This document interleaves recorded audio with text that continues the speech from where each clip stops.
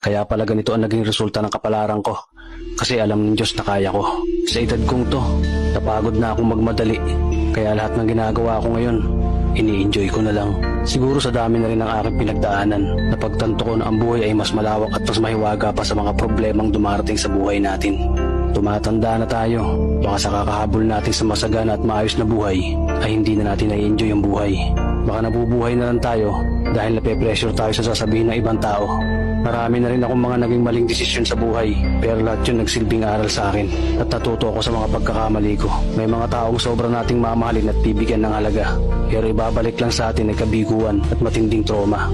Kaya wag nating lilingunin ng mga taong tulad nila dahil mas payapa kapag hindi ka na interesadong malaman pa kung ano pang balita sa kanila. At wag mong idepende ang sarili mo sa kahit kanino.